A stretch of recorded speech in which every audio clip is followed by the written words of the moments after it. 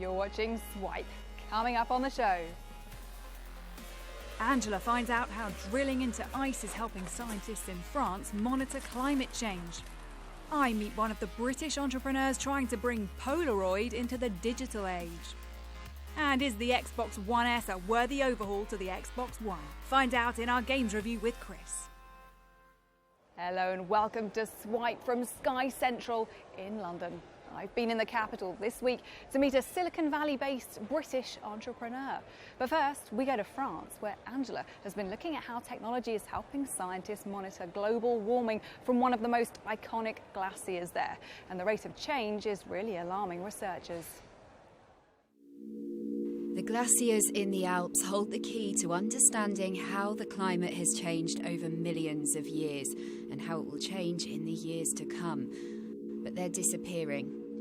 This is all too evident at the Mer de Glace, also known as the Sea of Ice. It's losing between 4 and 5 metres in thickness on average per year, suggesting the glacier, which is over 4 miles long, is suffering the effects of climate change. Last year, in 2015, all the glaciers in France melt a lot because we have not many snow in winter, and the summer is very hot, and the glacier lost a lot of water, a lot of mass. There are various systems being used on the glaciers in the region to help the scientists complete calculations on their movements.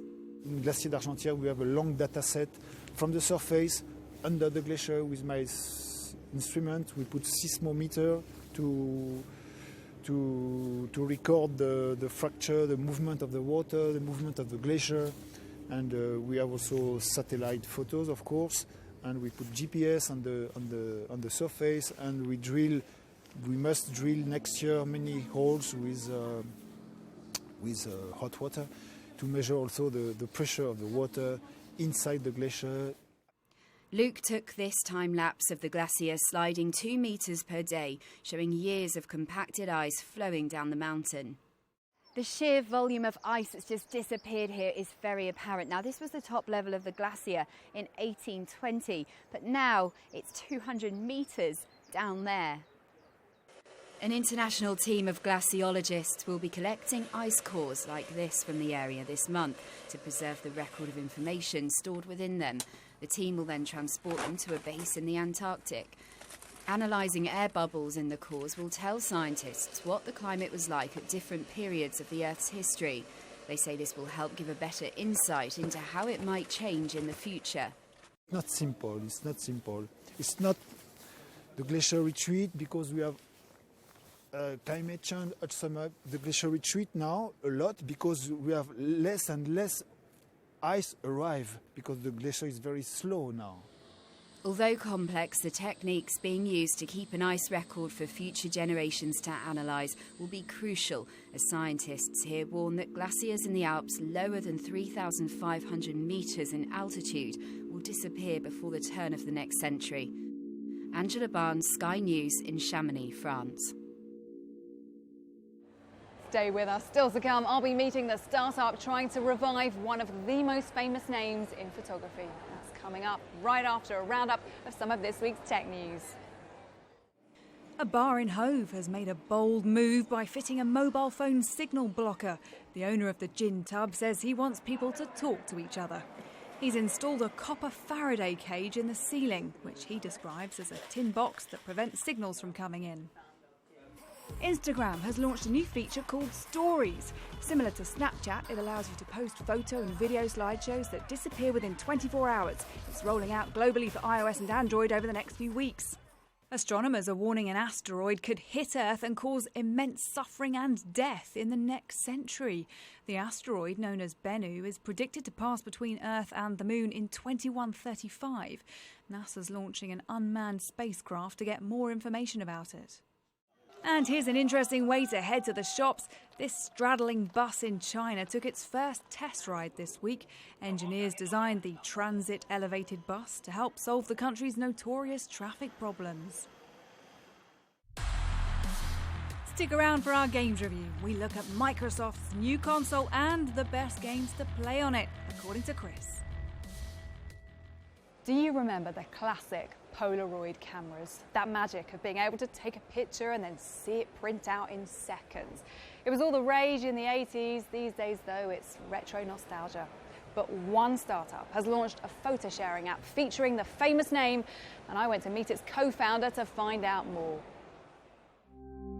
Polaroid Swing lets you capture 1 second moments and then reach into the Polaroid picture and make it move, either by touching it, like this, or by tilting your phone and swinging it back and forward. So I'm going to take a picture of you. What you need to do is to do some kind of movement. So Polaroid allows you to capture movement.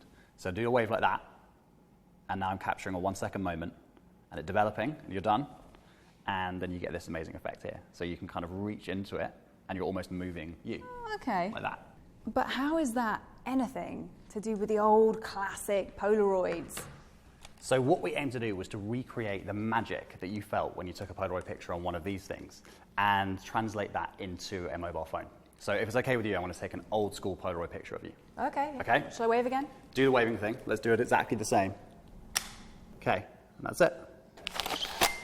Note to self, though, must come up with a more exciting pose. And again, and again, and again. 3, 2, 1, go. Tommy's not the only one talking up his company's new app. Meet photographer Diana Gomez. I just wanted a professional photographer like you with this fantastic studio. What would you want with a photographic app like this? To show movement on a still photograph has always been, I guess, one of the greatest challenges for a photographer. So you'd really use this in your work? Yes, of course. You know, I love the fact that you could just create a new set of images and just use it for different things all the time.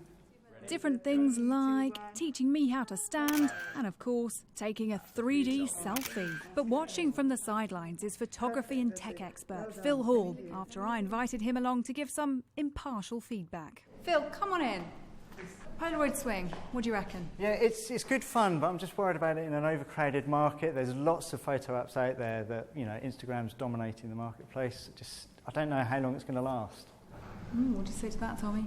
Well, Polaroid is one of the most iconic brands in the world. At the moment, it's an app, but we really want to see those photos, those Polaroid pictures going all over the digital world, the physical world eventually, and the virtual world. I'm struggling to see the connection with Polaroid and the app. So personally, it just doesn't, it's quite sort of disconnected from my point of view. What about that? Tell us about the connection. That sense of magic when it appears before your eyes and be able to really reach in and physically touch it. So those feelings that you got with the old Polaroid, that's what we wanted to recreate. You're never going to please every customer, are you, Tommy? I think the only way to solve this is with a 3D selfie, okay? Oh, come on then. Let's do it. Lean Ready? in. Well, at least we all went home smiling. Gemma Morris, Sky News. Now, is the Xbox One S worth the upgrade? Here's Chris. The Xbox One S is Microsoft's new, smaller version of the Xbox One. Now, Xbox One is a huge, giant thing. Like, if you remember VHS players, it's like that. It's big. But they've made it way smaller. And it also supports 4K, which is cool. If you've got a 4K TV, this is the only games console that supports 4K at the moment. So you want to watch an ultra high definition Blu-ray, you can do that. If you want to stream stuff in 4K, you can do that. And it also has HDR, which is high dynamic range, which sounds like something that doesn't make any sense, but it makes everything just look nicer in 4K, like blacks are blacker, whites are whiter, stuff like that. It comes with the new controller, which is slightly redesigned, but the main thing I quite liked was the thumbsticks feel a bit nicer, and it's got the textured grip on the back, which came with the Elite controller originally. You've got a USB port on the front. You know, the USB port is on the side. You had an Xbox One, you had to plug your controller in, you'd have to move everything, and they put that on the front now. That makes so much sense. It's so much better. If you're going to pick up an Xbox One S, you haven't had one before, Forza Horizon 2, that is a game you need to get. It is an absolutely brilliant game. It's a racing game, but I've never been like a huge racing game kind of guy. Like, I can't even drive. So, car games, they don't do too much for me generally. But this one is insanely fun. You take part in the Horizon Festival, which is like a music festival mixed with a massive car meet-up where they all do races and stuff. It's got every sort of car, every sort of terrain. You can go off-road. It looks stunning. Even if you don't normally play driving games, this one's really fun. Like, you do cool stuff, like there's special challenges where you have to do stuff like race a fighter jet. We don't want to do that in a car. It's really fun. So the next game I'd recommend if you've just picked up the Xbox One S would be Ori and the Blind Forest, which is a game you can download once you've got the console all set up. So this is a sort of puzzle action platformy thing, but is absolutely stunning. Like this game plays wonderfully and it looks beautiful, and it's also got a really, really cool story. Like it reminds me of like a Pixar film in terms of the sort of emotional depth that the story gets from something seemingly so simplistic. Like you play the tiny little guardian spirit who's ridiculously cute.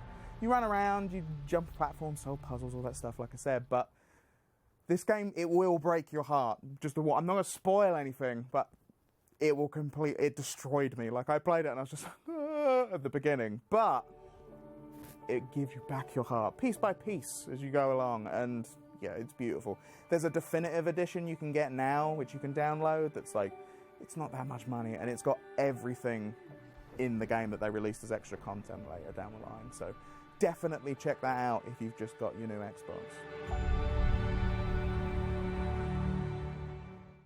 Well, that's it for this week. Take a good look at Sky News on mobile, tablet, catch up, Sky Q and Snapchat for all the latest tech stories throughout the week, and we'll see you again next time. Bye-bye.